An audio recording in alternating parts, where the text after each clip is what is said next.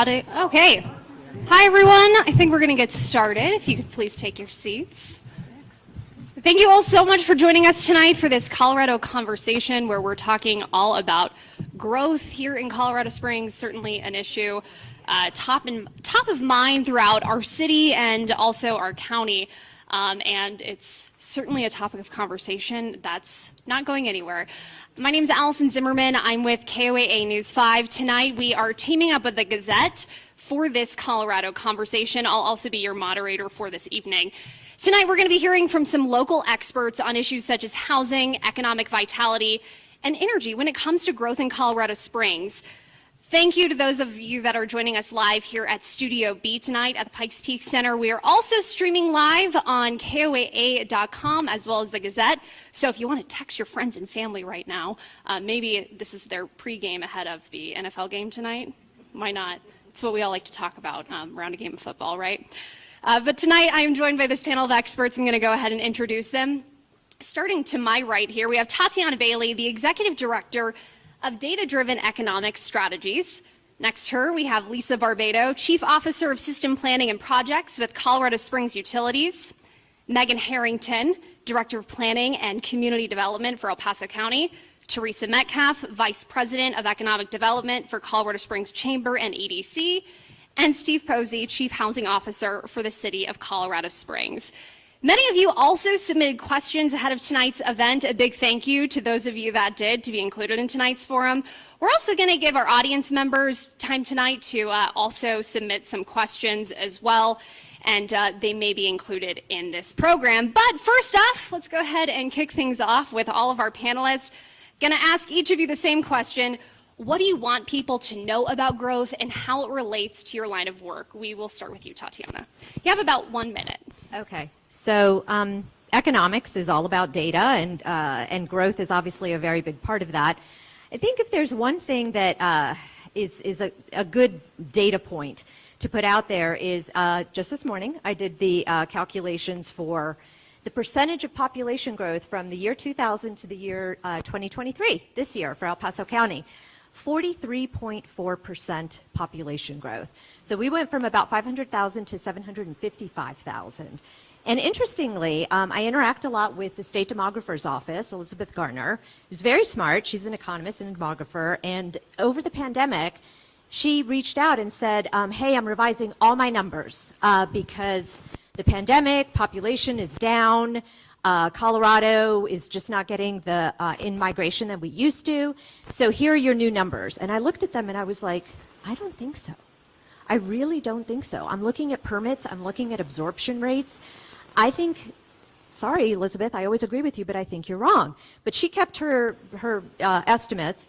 And just about 6 or 8 months ago, she redid all her numbers, and I was right. So, you know, two things from that. One is we are continuing to grow about 10,500 new residents in El Paso County each and every year, project in the last 20 years and now moving forward. And secondly, Elizabeth kept her projections for Denver, Boulder, and the rest of the state down. So what does that tell me? Most of the growth that's happening in the state of Colorado, percentage-wise, is here in El Paso County. And now we'll hear from Lisa Barbado. Okay. Good evening, everyone. So at Colorado Springs Utilities, our mission is to provide safe, reliable, competitively priced utilities to our customers. And so as we grow, it's very important that we maintain our reliability and do it very cost effectively. We understand how the utility services that we provide our community are very critical to our success, not only today, but also in the future. And we are committed to make sure that we have the resources needed to meet the growth of our community, just like our forefathers did when they added water and energy systems to our city 100 years ago. And so today we have sustainable energy and water plans that I'm going to talk a little bit about a little bit later, but we have these plans that really are our roadmaps to make sure we have the right resources for our community moving forward. Now Megan Harrington. Great, thank you. Our team in El Paso County looks at land use applications for unincorporated El Paso County. And some of our numbers really aren't slowing down. So we've seen over 400 major development applications this year. That's everything from rezonings to subdivisions, subdividing of property, and new major land use applications for master plan communities. And really what that tells me is that we need to increase our transparency and our communication with the public, and that's really what our focus is right now. We're looking at increasing our notification area, where we're not just notifying neighbors that are adjacent. We're looking at increasing those buffer notifications, increasing how we communicate with the public, how we communicate with the citizens and the impacted residents. We're using all of the social media that we can, our website, because it's really important that you know what's occurring and what's going to impact you in your neighborhood, and know how to get before the decision makers and state your opposition or support for a specific application. Moving on to Teresa Metcalf. Thanks. Glad to be here. And I just wanted to start by saying that as an organization, the Chamber and EDC is really focused on helping our small business community, our primary employers in El Paso County and Teller County, as well as looking for growth opportunities outside of our region. And so when we talk about growth, growth is good. It's good for the economy. It's good to grow a diverse economy. And really our mission is to, again, work with our existing community for their retention and expansion, growth opportunities, and then also what are our recruitment opportunities within our primary sectors. And now Steve. Yes, good evening, everybody. I think I'm the bass note at the end of this run here. Chief Housing Officer. So that is a brand new position in Mayor Yemi Moboladi's administration. Though I have worked for the city for over a decade now, and prior to this being appointed into this Chief Housing Officer position, I had the great pleasure and honor of working with so many terrific nonprofits here in our community that have been working on homelessness and affordable housing for a long, long time. When Mayor Yemi was out on the campaign trail, he heard over and over again from people that he was meeting with the top issues that he heard about. One of them was public safety, and then one of them was affordable housing. And I'm going to flip that around a little bit and start talking about it as housing affordability. And the reason I want to do that is because this Chief Housing Officer position is not just about making sure that we continue to support the really critical work of our nonprofits here in the community, but it's about opening the lens a little bit and saying, how are we as a city and as a region going to bring forward the conversation about housing affordability for everybody who lives here? This is no longer an issue that is just touching lower income households. This is an issue that is of concern for everybody in Colorado Springs and El Paso County. There isn't anybody who doesn't want a decent, safe place to live that is within their means. So that conversation is the one that Mayor Yemi is particularly interested in starting to bring forward here in our region as we continue to grow and as we come up with strategies to help meet the need for housing in the community. All right, we're going to head over to some of our formal questions that we've prepared for you tonight. How this is going to work is I'll direct most of these questions to one specific panelist, and then as a follow-up as needed, I'll direct it to other members of our panel. But also, we certainly always encourage discussion at events like this. So panelists certainly will open the floor if we feel that this is a topic of conversation that needs to expand. But first off, let's start off with Lisa Barbado with Springs Utilities. We received, so many questions about water from readers of the Gazette. We want to know, how is water availability and use being truly planned for, as you mentioned in your opening statement there, in all aspects of growth? You have a minute. Okay.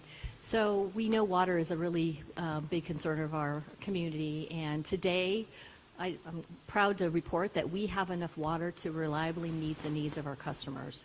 We have 95,000 acre-feet of reliably met water supplies.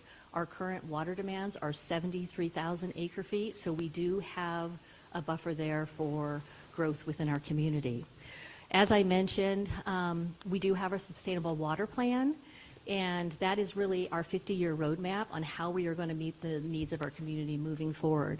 We believe our plan is flexible, it's adaptable, it considers risks such as unprecedented growth, also climate changes, aging infrastructure, and so we have a plan that we've been working. That plan includes adding storage to our system, adding additional water supplies.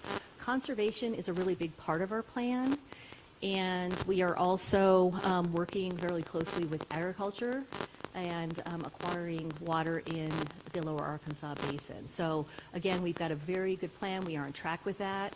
I'd like to thank our community. As they've really responded around conservation. We are using the same amount of water we used 40 years ago, with our population nearly doubling. And so our community has really responded in a responsible way, and that is really allowing us that buffer to grow within our community. And Lisa, I just want to clarify, because a lot of times when we hear the terms conservation, the question that comes to a lot of people's mind is what is this going to mean for me day to day? So can you shed a little bit of light on what specific conservation efforts may we be looking at in the future? A lot of the conservation that we've seen is really from a lot of the change out of appliances, a lot of efficiencies with that. We've realized a lot of those efficiencies, but a lot of it is our customers really responding to being very conscious about how they use their water, and we're starting to see replacement of bluegrass with native grasses, arid-friendly plants and grasses, and so really that's some of the benefits that we're seeing. All right, kind of sticking with the water theme, but I'm going to point things to the end of the table here to Steve Posey. What conversations do you feel like need to happen with water supply in regards to housing? City Council, of course, recently approved the 128% water rule. Is that a step in the right direction, or do you feel that more steps need to be taken when we're talking about housing development and our water use? Well, I mean, I think it's very encouraging to hear from Lisa that we do have a reliable water supply for the community that anticipates the growth that we are experiencing. And I'm very much in support of continuing those discussions around regionally, what do we need to do to make sure that that water supply is consistent and reliable and there for the region's needs. And also very supportive of every citizen in the region having the opportunity to provide input into those plans and those discussions.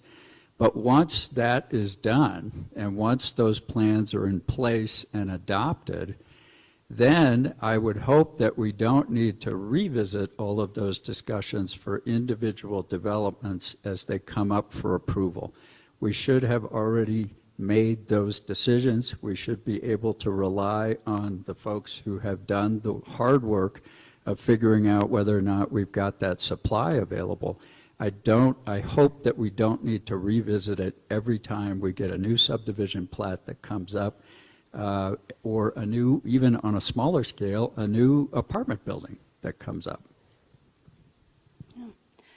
Let's talk a little bit more about jobs and wages. And this question, I want to hear from both the Chamber and also Tatiana Bailey.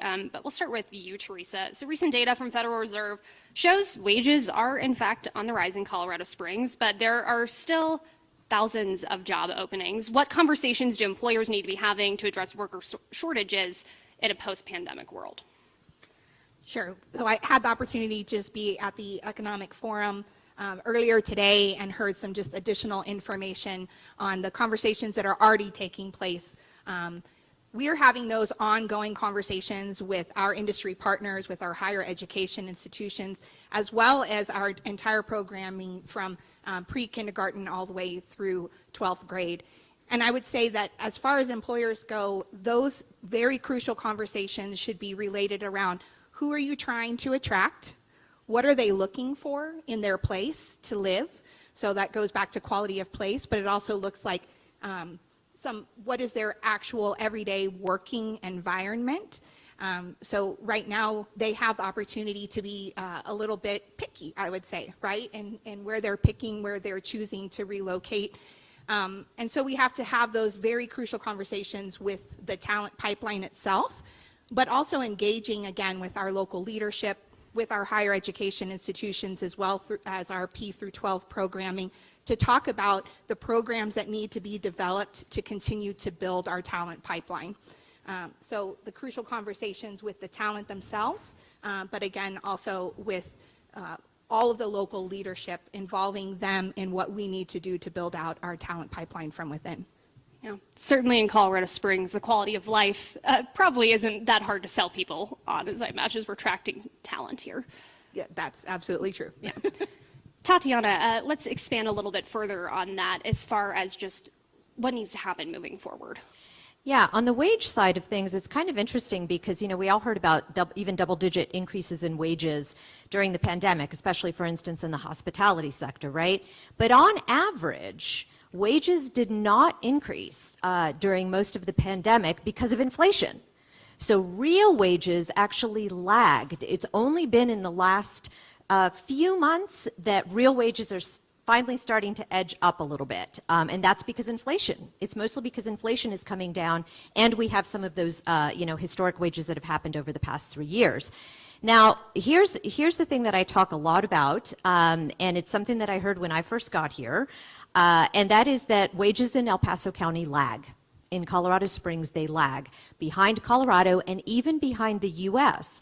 And unfortunately, even though we've had tremendous, wonderful development, diversification of industries, and a lot of growth here, wages are sticky, and that deficit, that delta, is still really big. In fact, in the reports that were up front and that my office produces, El Paso County wages in the first quarter of this year from the Bureau of Labor Statistics are 14% lower than U.S. wages and 19% lower than Colorado wages. And that's mostly, because of Denver Boulder. And, this isn't from, IHateTheMan.com. This is really true data from the Bureau of Labor Statistics. So why is that the case? There are a couple of structural reasons. One of them is we have a lot of retired military here that have wages and pensions, so they can work on a consulting basis maybe for less, and they're okay with that. We also have a younger median age here, so people when they're younger, they typically make a little bit less. However, even in the 9 years that I've lived here, I've watched more and more professional jobs come to this area, and we're also much more educated than the average U.S. city. Much higher proportion of people with some college or associates or a bachelor's degree or higher. So what does that tell me? It tells me really that we have a problem in terms of wages. So that awareness with local companies, I think, is huge.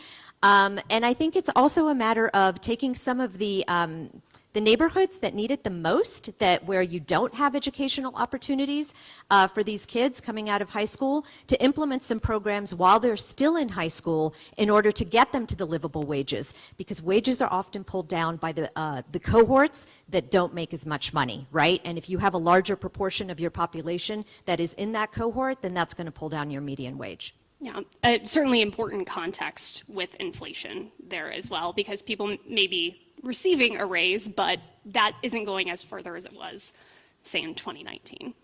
Right. Yeah, in 2022, we hit the 9% mark for inflation. Right. Now it's down. It's down to about 3.2%, I think. All right, gonna work our way in now. We haven't heard much from Megan Harrington, but pointing this question now to you. Certainly a hot topic that we saw at the state legislature this past session was land use regulations. But also, there's a big question in terms of what actually happens with planning in the county. I'd like you to pull back the curtain for us a little bit. We also received some viewer comments. It seems that public perception is that a lot of planning tends to get approved. Can you walk us a little bit through how that works? Is that a fair perception? Is it not, and why? Sure. So, when you say pull back the curtain, I would say that there is a lot that the public doesn't see that happens before the land use items get before the decision makers. we have, at least speaking for El Paso County Planning, we have pre-development meetings where we are able to sit down, talk to the developer, the property owner about what their plans are for their property, and really that gives us an opportunity before they make any type of land use submittal to the county for us to have a conversation and say, hey, we think this meets the county codes, we think this meets the county master plan, or if it doesn't. And a lot of times it doesn't, and those applications don't get pushed forward. I think what the public sees are the zone changes, the master plan communities, the planned unit developments that are really thought out, that really do meet the code criteria. So there's always a set of criteria that decision makers are looking at when they're making those decisions. And those property owners, developers that are putting forth those applications are really taking a look at that criteria and the plans and determining before the official submittal is even made, is this a great idea? So we have what we call we have an early assistance meeting, and we held over 500 early assistance meetings this year. Of those, from our data, we can tell that there's about 40 discussions about rezoning of property, and only about 20 of those went forward. And no, not all of them were approved. So even though so much thought went into it ahead of time and conversations with the county planning department, not every zone change ended up being approved. And so, I think that the role of zoning is only one small piece. The starting point for that is the master plan. There's the El Paso County Master Plan that was just adopted a couple years ago. It was an inclusive public process. That's the vision for unincorporated El Paso County and how we as a community wanted to see growth occur. And those plans that come forward are sticking within that vision. And so again, that zone change is just one small part of that. There's the master plan, there's overall preliminary plans, and there's always that opportunity for pre-discussion with the planning department. Got it. So more than meets the eye, then. Absolutely. Like, yeah. You only start to see the end result when it's coming to fruition, and there's a lot of steps ahead of time that you wouldn't even know are occurring, but I guarantee you they are occurring in multiple meetings and conversations with property owners and the county planning department. And should more be done to maybe alert the public of some of that work that's being done ahead of time? We have the tendency, we don't want to throw out development that's not going to occur. And so we do notify citizens and neighbors when an application is first submitted. So while you may not know, a property owner came in at an early conversation with county planning and said they wanted to do something, while you may not see that step occur, what you do see is notification for when the application is submitted. We post all of those plans online. And so now I need to give a shameless plug to the county communications department, who does a podcast on what different departments do. And we recently did one on the county planning department. So please go listen to our podcast. Therefore, my friend Scott won't get mad at me. And we talk more about the process, how we engage the public, what it's important for the public to know, and how that process really comes together at the end. Megan, thank you. Let's continue some of the conversations here, and specifically to Steve Posey. When it comes to growth, we hear a lot about housing as well. And some people want to know, how can we ensure that affordable housing is being built in all areas of the city, not just certain neighborhoods? So actually, I'd like to answer that question by picking up a little bit on some of the things that Megan said.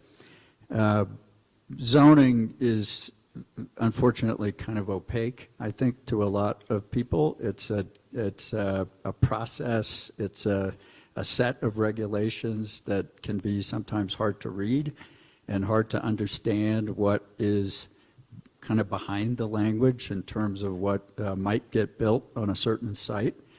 But I do think it's important for everybody to remember that every piece of property, whether it's in the county or in the city, comes with some sort of development rights attached to it.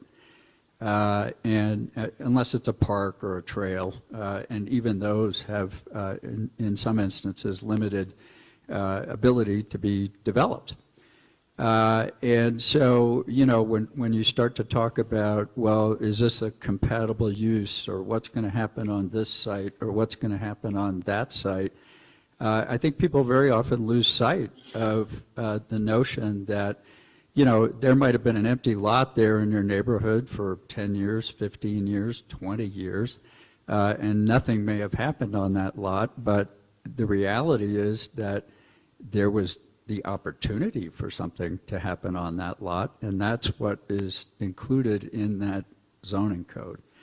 And at a very high level, we've got, as Megan said, there are regional plans for how the public has said that this is the way that we would like to see our region grow.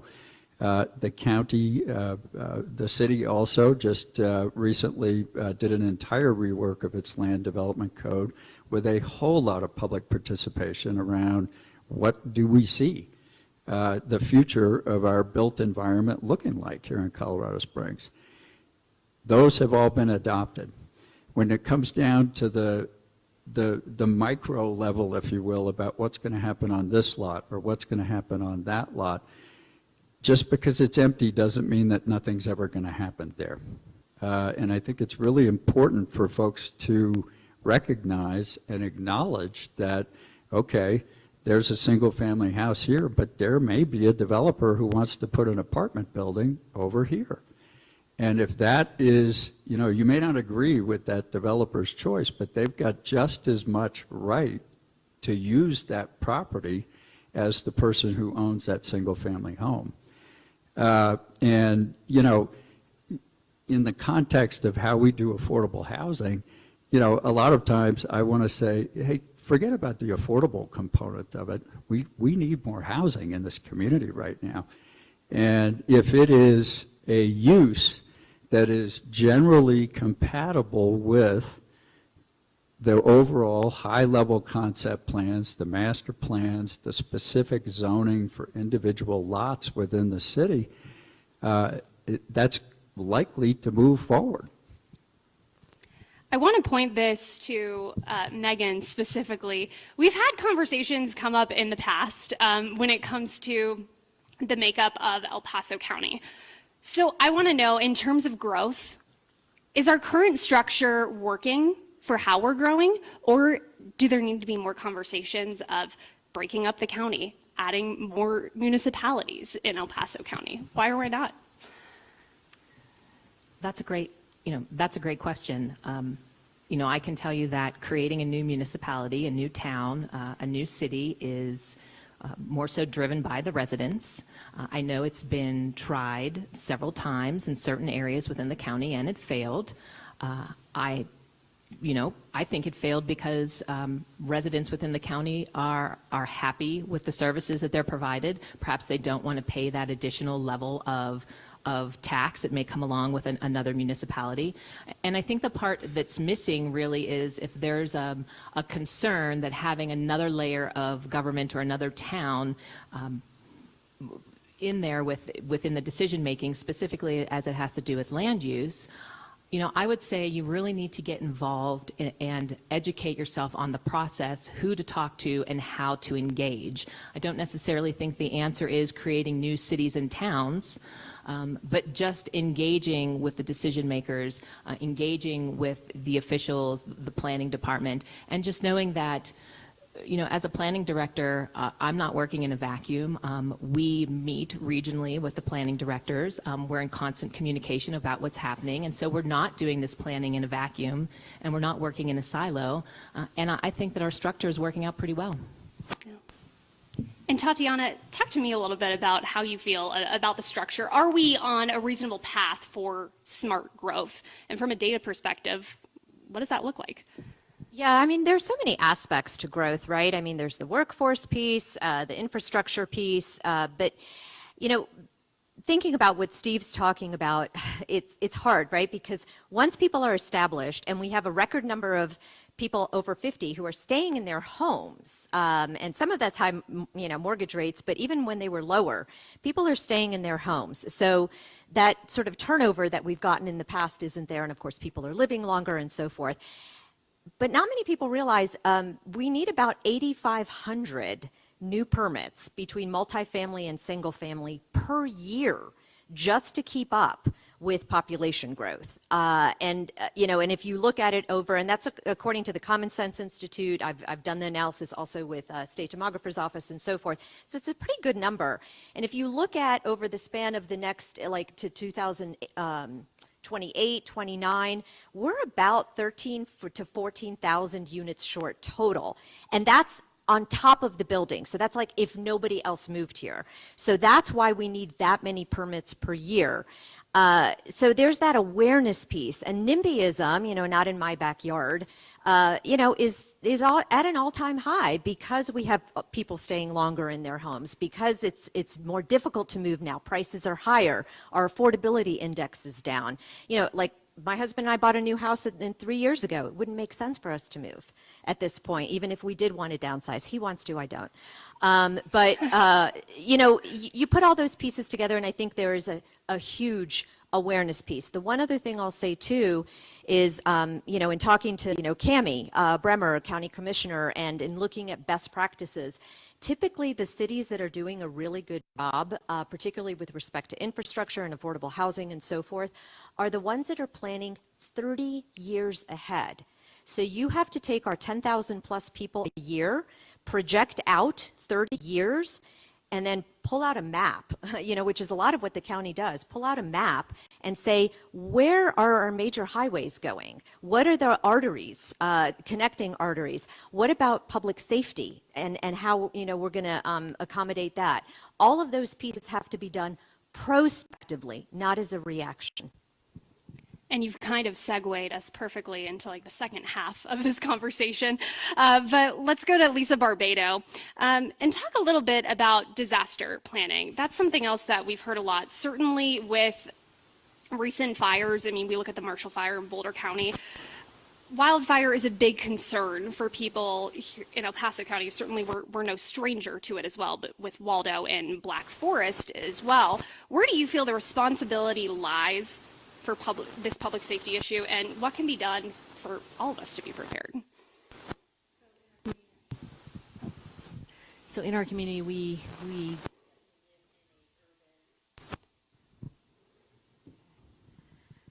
So clearly, we live in a community with a wildland-urban interface, and we have a lot of our watersheds and our infrastructure in those areas. And so from a utilities perspective, protecting that infrastructure and our valuable resources are really, really critical to us.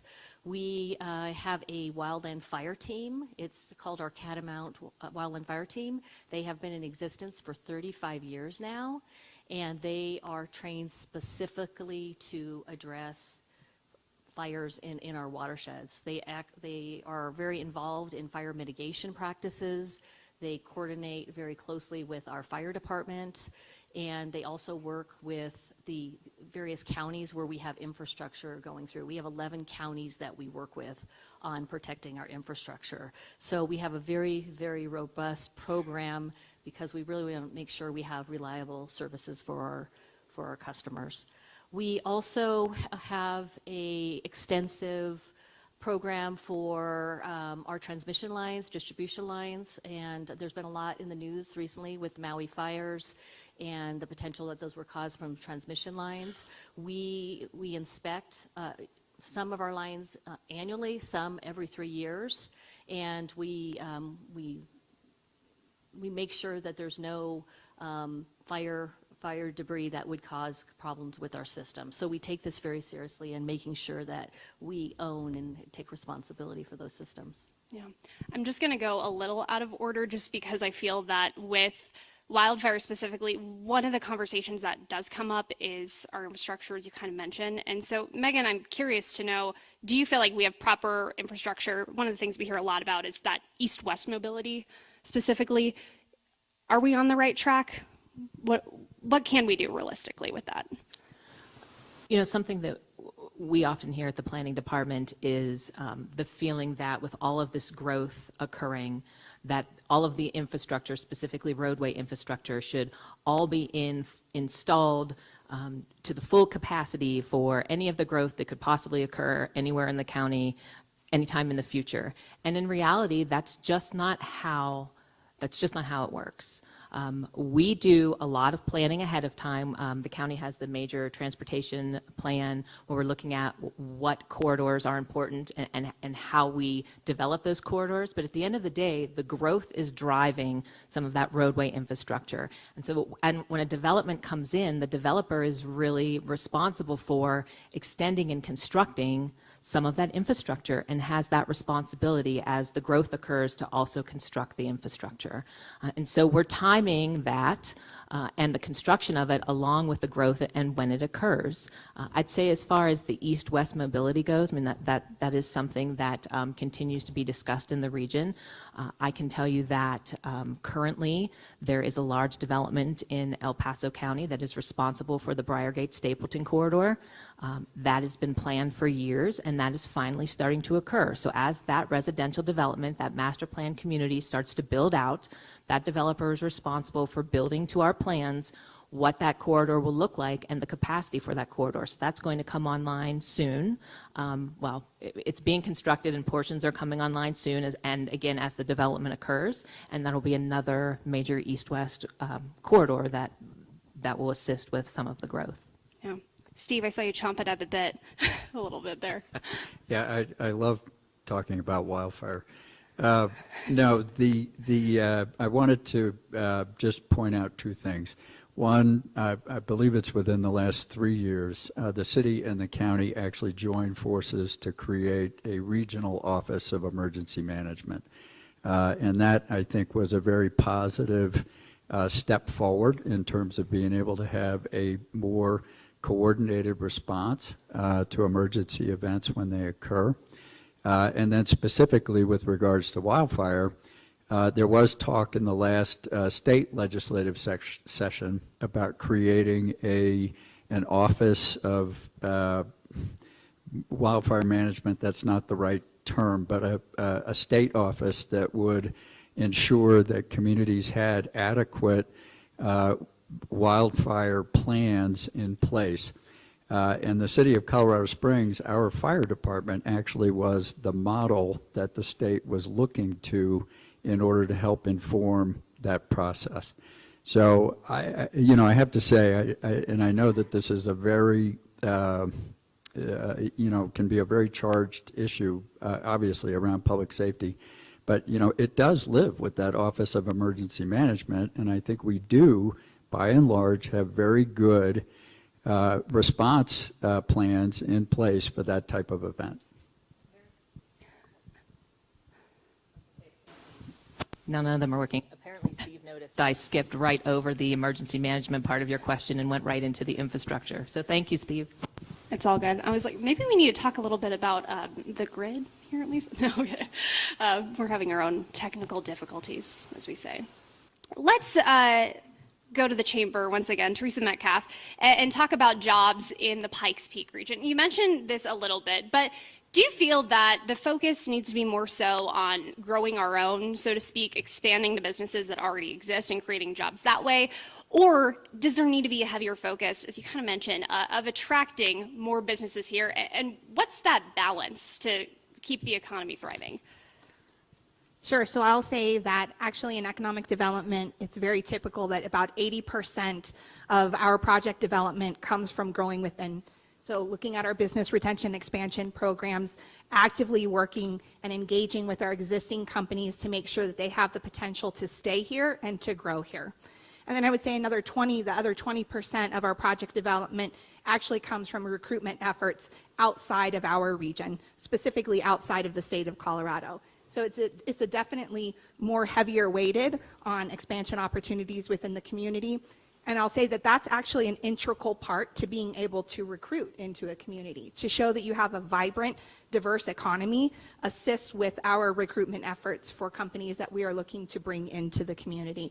So without the business retention expansion programs, without that effort being put into our existing businesses, our recruitment efforts would actually decline. Yeah. I'm going to go back to Steve for this next question, talking about funding specifically for affordable housing. As you know, Colorado voters recently passed Proposition 123, which creates a funding source for affordable housing. City opted into this. Do you feel that this is a sustainable way to fund these projects? And if not, where does the money need to come from, if any government funding source? Just to provide a little bit of context around Proposition 123, this was a statewide ballot initiative that came up in the November election late last year, 2022. And the voters of Colorado, by a large, obviously by a majority, because it passed, voted to allow the state to retain 1% of income tax that's collected at the state level and then put it into an affordable housing trust fund. From that fund, it's going to go out, about 60% of that money is going to be administered by the Office of Economic Development, which I think is a very interesting choice and one that supports a lot of the discussion that we've been having, certainly among ourselves and in the leadership both at the city and the county, because we are growing and there is at least a very clear link between jobs, housing, and that growth that is occurring here. And then the other 40% will be administered by the Colorado Housing and Finance Authority.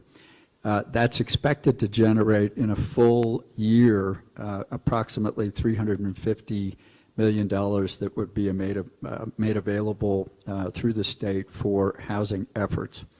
One of the qualifications to access that money is that individual cities and counties around the state of Colorado have to opt in.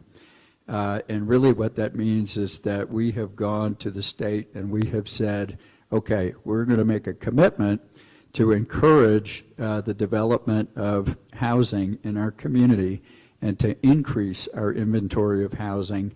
And I want to be careful about saying affordable housing because it's not just affordable housing, and that's one of the things that is really key to this legislation. We're going to increase housing in this community for people up to 120% AMI by 3% year over year for the next 3 years. So for us, that means 2,600 units. And that's something that we can achieve. We've been doing that since 2018. We have been producing over 1,000 units of actual deed-restricted affordable housing year over year here in this community. Now, I bring up this housing affordability piece and the extended income limits because, to Tatiana's point, to Teresa's point, we've got a lot of folks who are coming into this region to fill jobs that are being created here that are not just busboys and hotel maids and restaurant servers and so forth. We got people coming in to work in the new hospitals that have been built over the last couple of years.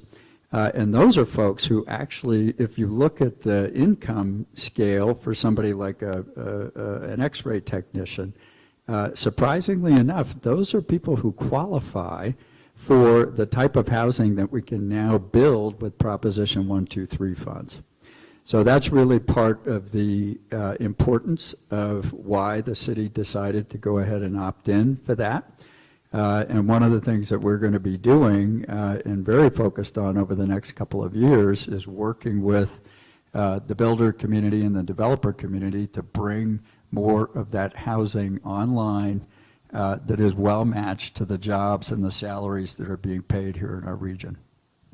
And Steve, I know you've touched on this a little bit in the beginning, but can you kind of reiterate just what the definition of affordable housing is? And you talk about affordable housing versus housing affordability. So, the classic textbook definition of affordable housing is that you don't pay more than 30% of your household income on your what it costs to put a roof over your head. And that could be your mortgage, it could be your rent, plus whatever your utilities happen to be for that for a particular month. Thank you. Yeah, I was just going to add, there's also this thing called the Housing Opportunity Index that is put together by a bunch of housing experts around the country, and they do look at each and every city. And it is in the statistics that we put together. It shows you the percentage of homes that are sold in a region that are affordable to the median household income. And in 2019, that was 74%. So that's not bad. 3 out of 4 houses were considered affordable to the median household income. In the worst quarter of the pandemic, it went down to 18%, because housing prices have increased about 40% since 2019 here. And now we're back up to about 25. But that goes to show you we went from 3 out of 4 houses being affordable to only 1 out of 4 homes being affordable. And when you juxtapose that to some of the wage information that we talked about, that's why I think housing affordability has become such a hot button topic. Right. And I just want to double check as we're sort of getting towards the end. Have we had any viewer submitted questions tonight? All right. Then I'm going to go ahead and move on to our next topic as we're kind of winding down for tonight. Pointing this to Tatiana Bailey, another concern that comes up with growth, you've talked about it briefly as well, is public safety and the impact of that. What do you think can be done beyond law enforcement to realistically address concerns of crime and police staffing? And what is the data telling us about this? Yeah, I mean, that's definitely not my area of expertise, but there is data available for that, also in our reports. And, it's interesting because we do have a shortage of police officers in the city. A lot of cities do. But this has been ongoing for a long time. And part of it, I think, is also a legacy of lower taxation, honestly, in this region. And, and now I think as we've continued to grow, a lot of residents are turning around and saying, this isn't sustainable.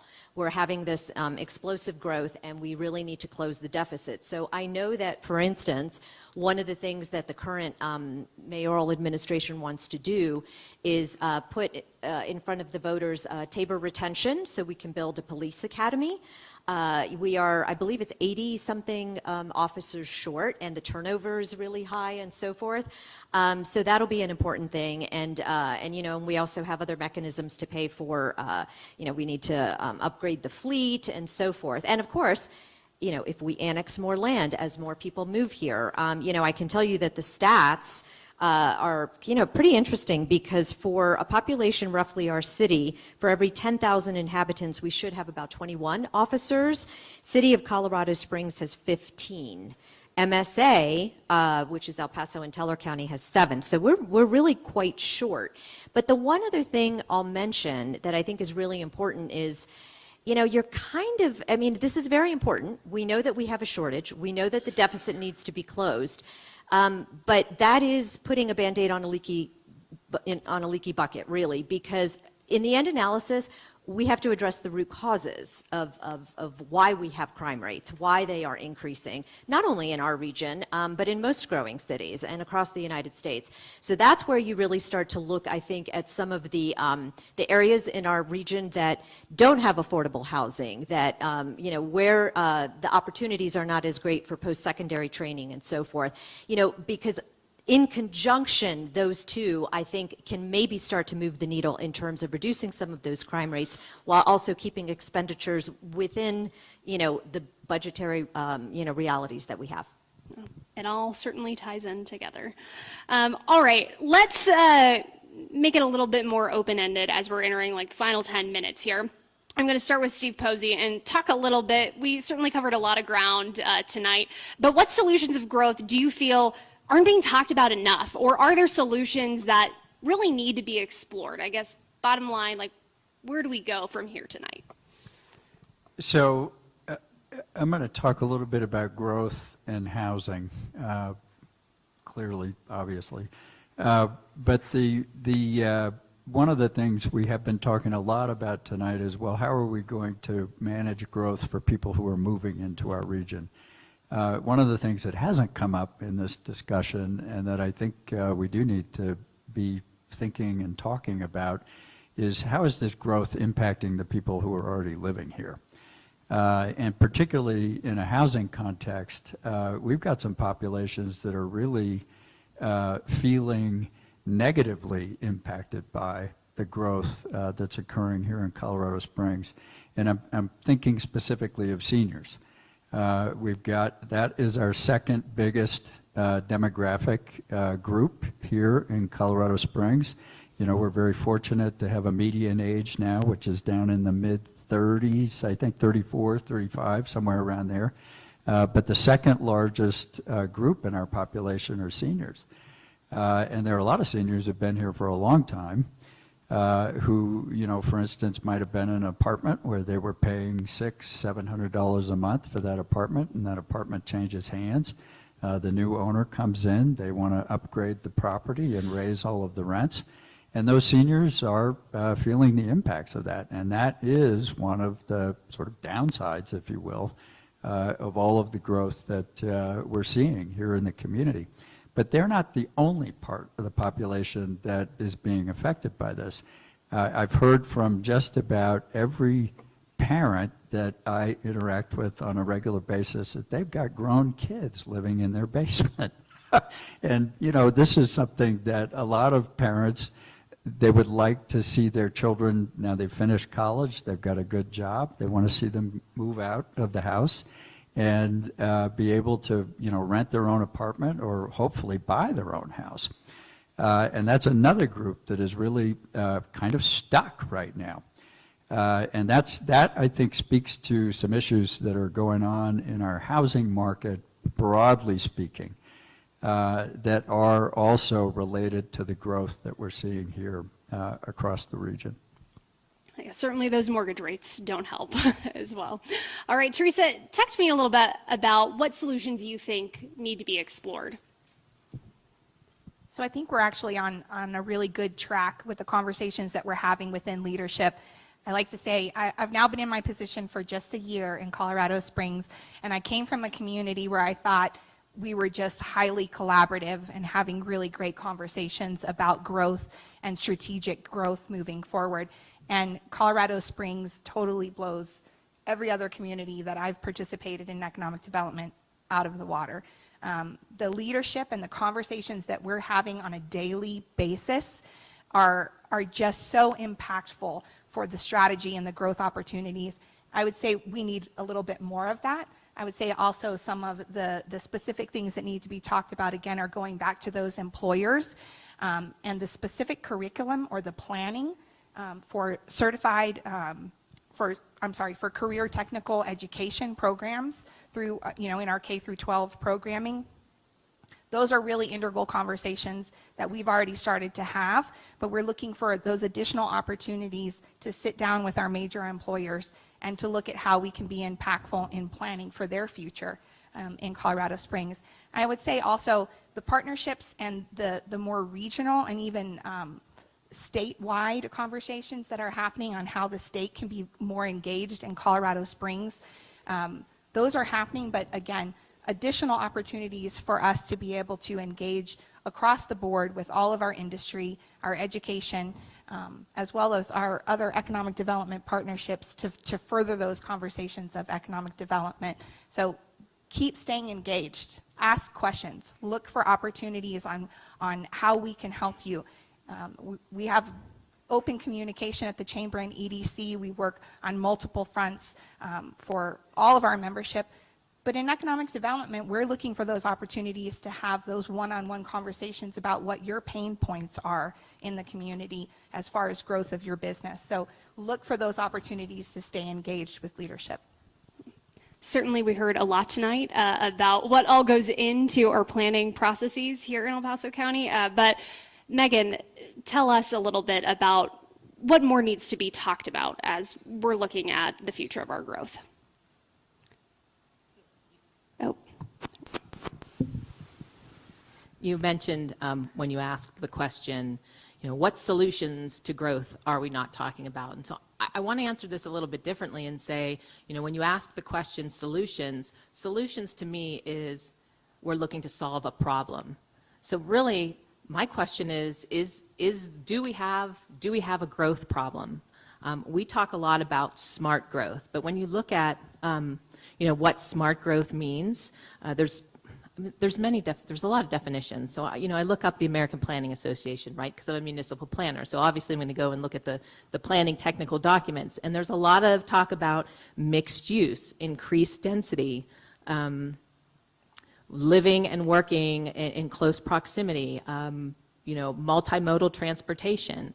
When we have land use come before the decision makers in El Paso County, what we typically hear from citizens is, we don't want this density, we don't like accessory dwelling units. I mean, to boil it down to the most simplest form of type of housing, we don't want that. It's too dense, there's not enough transition, we don't have enough buffers.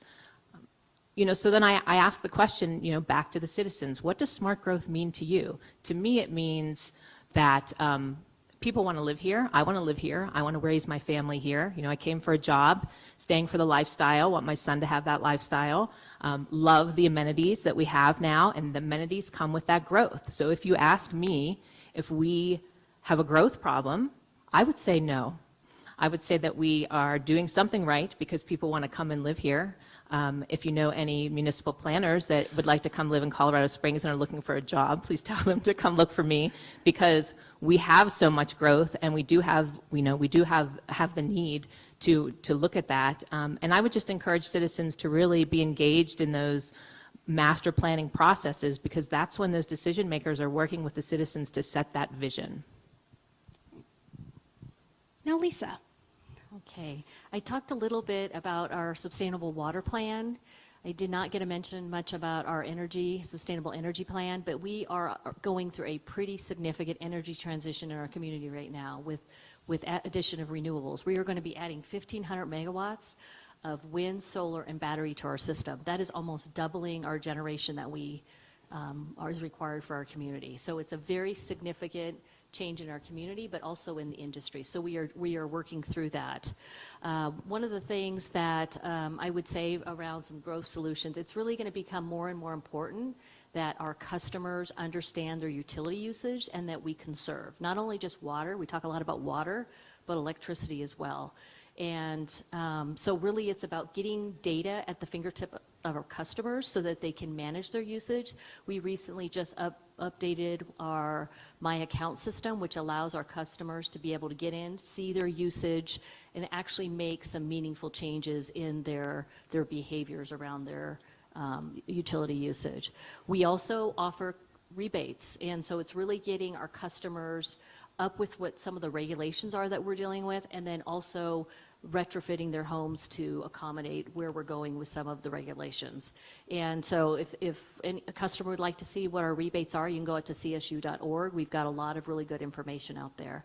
We also have a very good conservation center up at the Mesa water plant, and you can go up there, talk to a water expert, an electric expert. They can help you. But again, it's going to be about engaging our customers, getting them to understand how they can help us as we grow as a community.